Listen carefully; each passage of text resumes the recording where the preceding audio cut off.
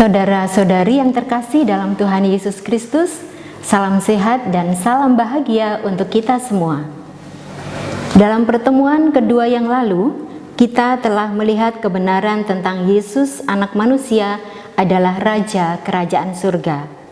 Dalam pertemuan yang ketiga kali ini, kita akan mendalami kebenaran yang lain mengenai iman kita, yaitu kita orang berdosa namun dipercaya oleh Allah. Kita akan belajar dari pengalaman panggilan Petrus dan kawan-kawannya dalam Injil Lukas bab 5 ayat 1 sampai 11. Kita diajak untuk mengenal Yesus, Tuhan kita, dan mengenal kita di hadapannya.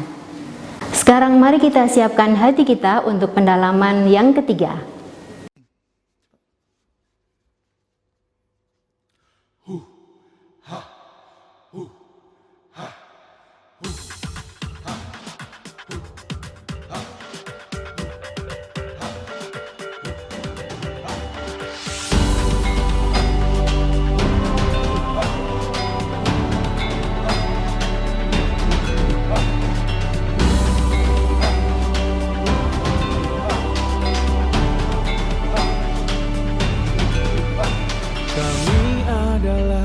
Generasi milenial Indonesia, jadi pelaku perubahan untuk Indonesiaku.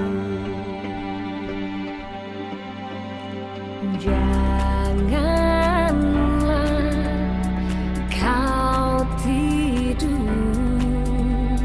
cepatlah berlari, reach for the brightest star. Nyalakan semangatmu untuk kreativitasmu, jauhi sensasi, jawab dengan karyamu. Don't delay, chasing your dream.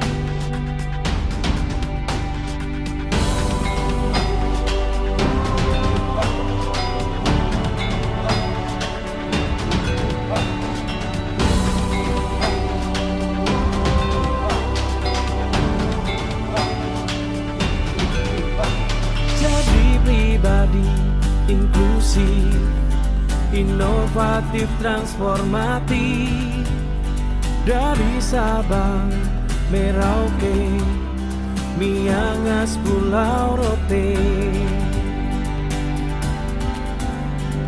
Janganlah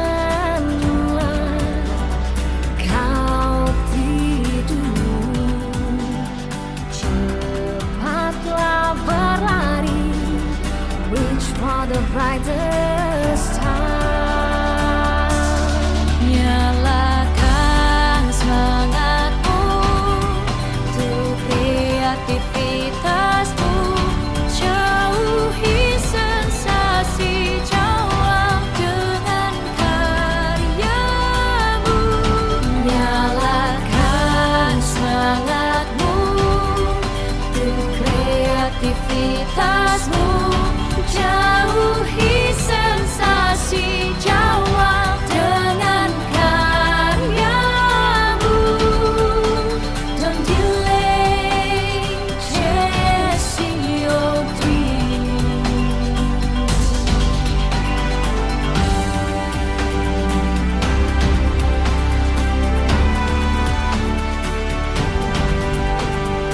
Ayo, generasi milenial, bersatu membangun Indonesia dalam keberagaman.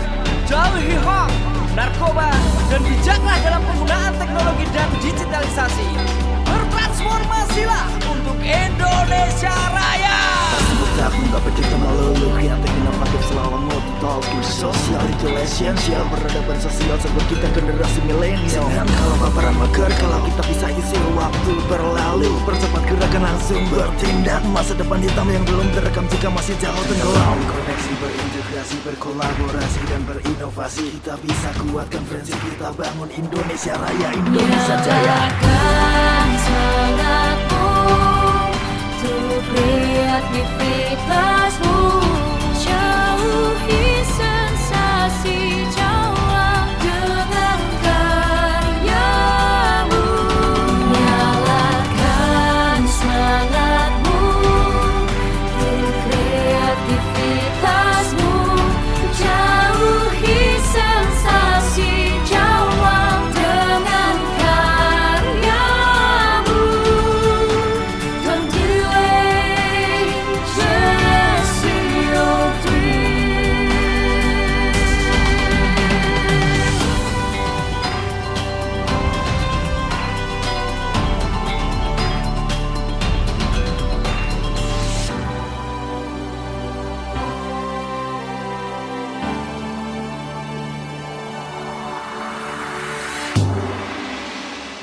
Marilah kita berdoa. Dalam nama Bapa dan Putra dan Roh Kudus. Amin. Ya Allah yang Maha Rahim, kami bersyukur atas kasih setiamu yang senantiasa menyertai kami. Khususnya di saat kami berada dalam kesulitan hidup.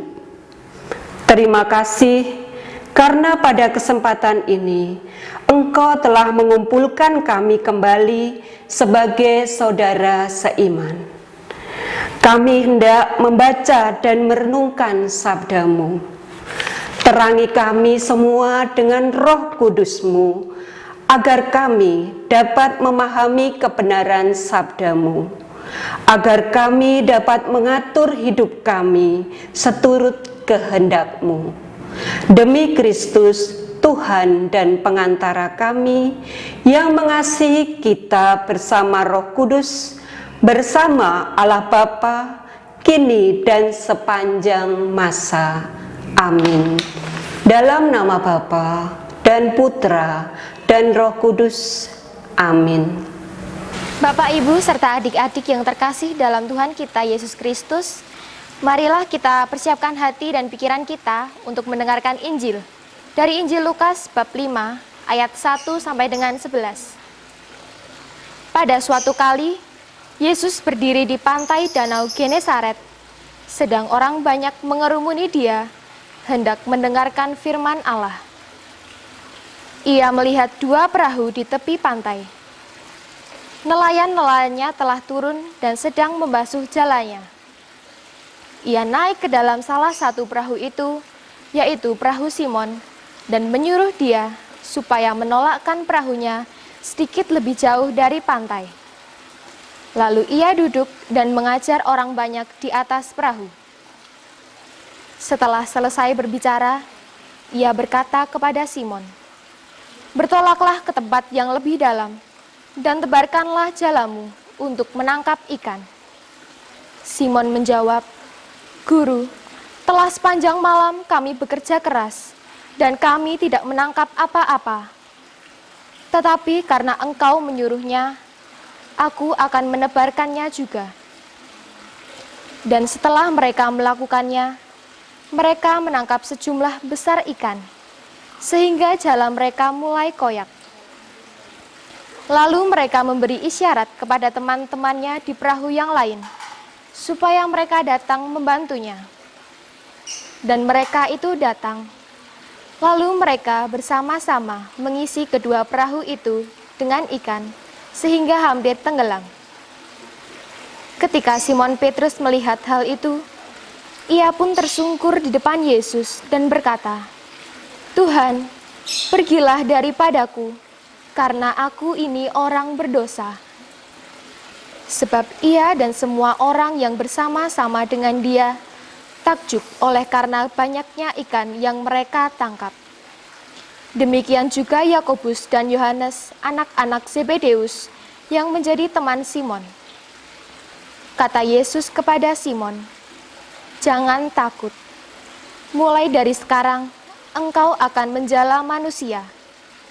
Dan sesudah mereka menghela perahu-perahunya ke darat, mereka pun meninggalkan segala sesuatu, lalu mengikut Yesus. Demikianlah Injil Tuhan. Terpujilah Kristus.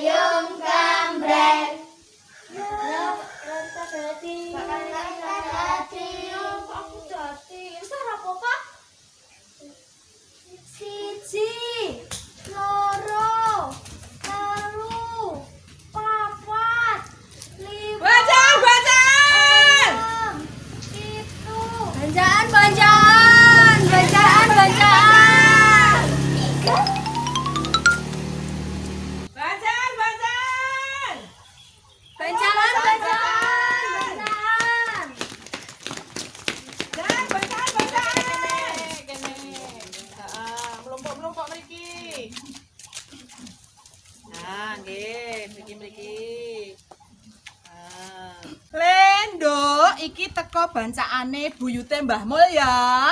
Ditungake kabeh, muga-muga buyute Mbah Mul sehat.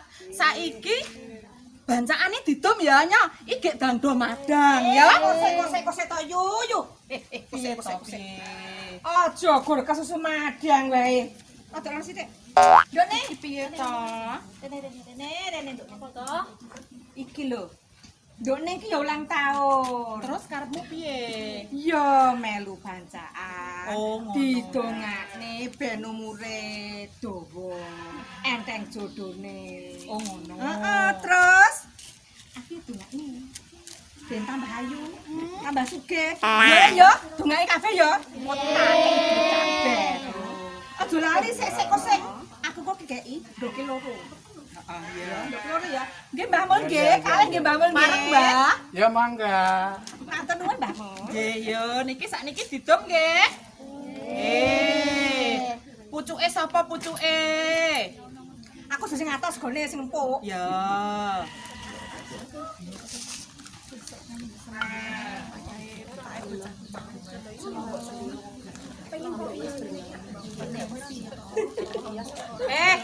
Rewang do ngomong wae.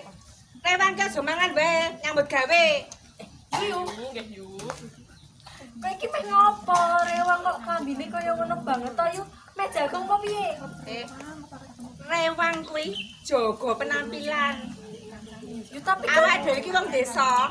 Ning klambine yo orang desa. Ora kaya kowe iki wae. Nggih mboten, Bu. Nggih. Andani. tapi kan rewang reget Yu. Reget ora apa-apa, sing penting penampilannya modern, necis, ayu ngono lho. Yu. Apa meneh? Arep ono pemilihan prodiakon. Apa ya? Kowe ora maju grup to. Ora penting, bisnis gue sing penting. Sik. Apa? Balone sapa? Balon apa? Alah, desa Katrok. Balon kuwi bakal calon.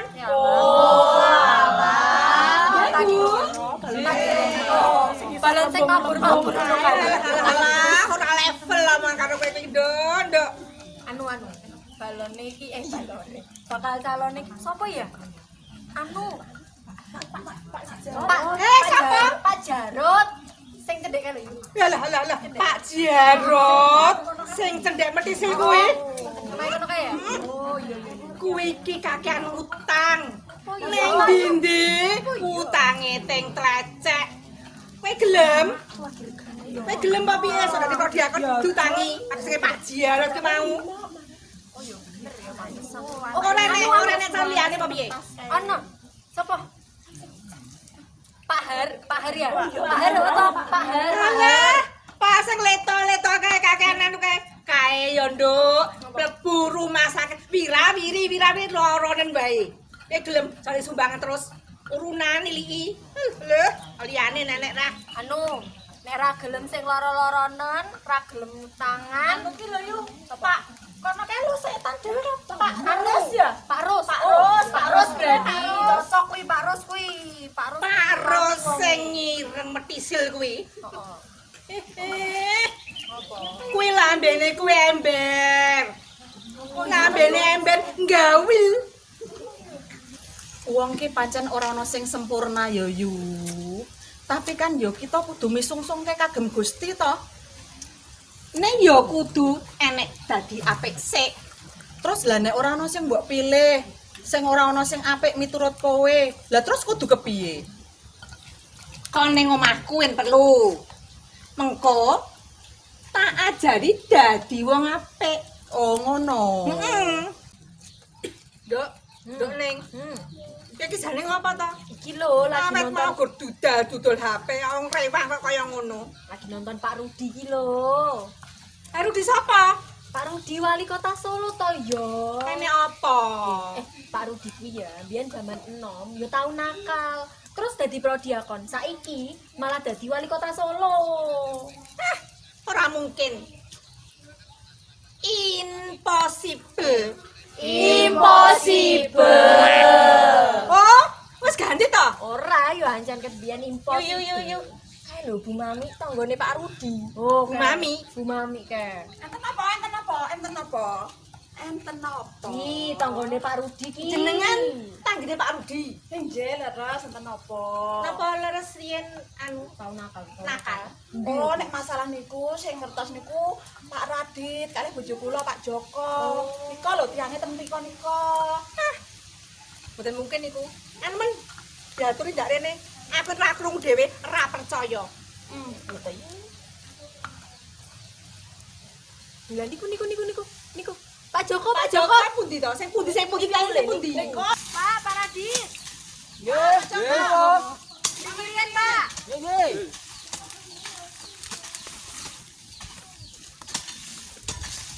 Pak Joko nih Pak Radit sing pundi nggih piyayine nggih? Nggih, kula. Enten apa, Bu? Bener Pak? Nggih. Enten Pak. Nggih. Kula niku ajeng tanglet. Napa leres Pak Rudi ingkang dados wali kota niku riyine niku nakal. Enggak Pak Joko, niku jaman nom-nomane niku lho Bu. Nggih, Kan pripun, itu Pak? klub bal-balan ten Kampung Badran jenenge Arba. Lah sekali bal-balan niku biasane nek diwriki keng wasit, nah niku mesti wasit diantem kali Pak. Waduh, Diantemi, Pak. Oh, masine dhuwur kok kaya preman ya, Nduk? Lho lah iya jenenge menungso lho. Nakalane tapi niku dadi seneng padu. Oh alah. Biyen tapi kan. Ya. Lah toh, saiki jenengan wis krungu dhewe to yo. Ora kudu sempurna nek dadi prodiakon kuwi. Nyatane Pak Rudi lak yo iso dadi prodiakon to dipilih. Lah, iki lho Butres sing cocok dadi prodiakon. Ayo, pilih Butres wae. Butres.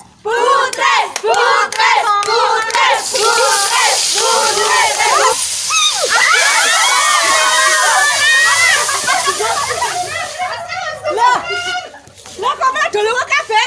Ah emang aku ki penyakit apa piye? Aduh lunga kabeh tinggal dhewe kok ngene iki. Yo, tobat. Iki mau ambune apa?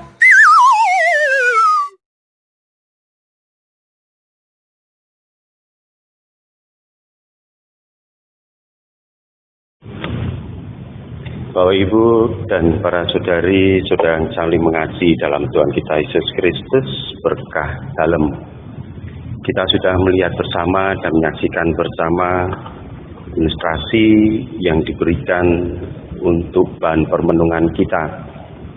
Kali ini saya ingin sedikit memberikan renungan singkat atau penegasan singkat dari apa yang sudah kita lihat bersama sejak awal sampai dengan ilustrasi yang disampaikan kepada kita. Bapak Ibu dan para saudari saudara saling mengasihi dalam Tuhan kita Yesus Kristus, kalau kita sedikit menyadari realitas kehidupan kita manusia, kita ini adalah orang yang berdosa, orang yang sebetulnya tidak pernah pantas berada di hadapan Allah karena kesalahan dan dosa kita. Pertanyaannya bagi kita sekarang, kapan kita sebagai orang yang berdosa itu akan sungguh dipakai oleh Allah dalam karya cinta kasih-Nya? Dalam realitas kita sebagai orang berdosa, apakah kita itu sungguh pantas? Dan kapan Allah itu sungguh melibatkan dalam hidup kita karya keselamatannya? Untuk menjawab pertanyaan itu mari kita renungkan bersama. Kita berawal dari dua titik pijak. Kalau kita berangkat dari titik pijak kita manusia sebagai orang berdosa, pasti kita tidak akan pernah pantas untuk dipakai oleh Allah. Tetapi kalau titik pijak kita dari kasih Allah sendiri, kita akan sungguh bisa terlibat dalam karya kasih Allah di dalam kehidupan kita. Untuk itu perlu beberapa hal kita perhatikan sebagai orang beriman. Yang pertama, kita menyadari diri sebagai orang berdosa. Bapak Ibu dan saudara terkasih, tidak ada manusia yang tidak berdosa. Semua itu berdosa. Tetapi justru karena kasih Allah lah manusia yang berdosa itu dilibatkan dalam karya kasih-Nya. Karena kebesaran kasih Allah, maka manusia itu rela mengajak kita manusia untuk terlibat. Kita ingat Allah tidak pernah membedakan mana yang baik, mana yang tidak baik. Allah bahkan tidak pernah membedakan mana yang berdosa, mana yang tidak berdosa ketika kasih-Nya itu diberikan kepada kita. Allah cukup memberikan kasih itu kepada manusia tanpa melihat manusia itu berdosa atau tidak. Lalu kapan kita sungguh akhirnya mau terlibat dalam karya kasih Allah, dalam keadaan kita sebagai orang berdosa? Allah hanya menuntut jawaban iya dari kita. Jawaban iya itulah menjadi saat di mana kita itu mau terlibat dalam karya kasih Allah. Kalau kita sedikit melihat dan mengambil inspirasi dari kitab suci, kita melihat banyak tokoh dalam kitab suci yang sebetulnya baik dari perjanjian lama maupun perjanjian baru sampai dengan gereja perdana, banyak tokoh-tokoh kitab suci yang sebetulnya merasa diri tidak pantas. Ambil contoh Nabi Yeremia. Dia mengatakan tidak pantas menjadi Nabi Allah. Dikatakan sebagai orang yang menggambarkan diri sebagai periuk yang hancur. Kita lihat Raja Daud. Bahkan kita lihat Raja Salomo. Bagaimana ia merasa diri sebagai orang yang tidak pantas, sehingga ketika memohon kepada Allah hanya meminta kebijaksanaan dari Allah. Dalam perjanjian baru, para murid kita tahu persis, Petrus juga merasa diri tidak pantas sebagai orang berdosa ketika berhadapan dengan Yesus. Dan kita bisa melihat paling ekstrim adalah Paulus. Dalam kehidupannya, dia merasa orang yang tidak pantas di hadapan Allah. Dan hanya satu yang membuat dia pantas di hadapan Allah, karena ia dipanggil untuk mewartakan Injil Tuhan. Bapak Ibu merenungi apa yang sudah dinyatakan oleh Allah dalam cinta kasih-Nya dan melihat kita sebagai orang berdosa. Kiranya tidak ada alasan bagi kita untuk menyatakan tidak terhadap panggilan Allah dalam karya pelayanan cinta kasih-Nya. Kita tidak menunggu nanti sampai kita pensiun. Nanti kalau hidup kita sudah baik, nanti kalau kita sudah di jalan yang benar, nanti kalau kita sudah bertobat. Kalau menunggu itu, maka kita tidak akan pernah berani mengatakan iya terhadap Allah. Justru ketika berani menyatakan iya, kita sudah pantas di hadapan Allah. Dan pernyataan iya itulah yang memungkinkan kita untuk menghadirkan kasih Allah di dalam kehidupan kita. Maka baik kita renungkan bersama, Allah selalu melibatkan diri kita sebagai orang berdosa, dan dengan kasih-Nya Ia tidak melihat lagi dosa-dosa kita, tetapi Allah hanya menunggu jawaban iya dari kita. Karena dengan kata iya dan kita mau terlibat, kita sudah sebetulnya memungkinkan rahmat kasih Allah itu menjadi nyata dalam hidup kita, juga dalam kehidupan orang-orang yang ada di sekitar kita. Semoga Tuhan memberkati. Amin. Saudara-saudari yang terkasih dalam Tuhan Yesus Kristus, kita baru saja mengikuti pendalaman BKSN untuk pertemuan ketiga. Semoga bermanfaat untuk kita, dan kita akan berjumpa lagi pada pertemuan yang keempat dengan tema Bangga Menjadi Orang Katolik. Marilah kita berdoa. Dalam nama Bapa dan Putra dan Roh Kudus. Amin.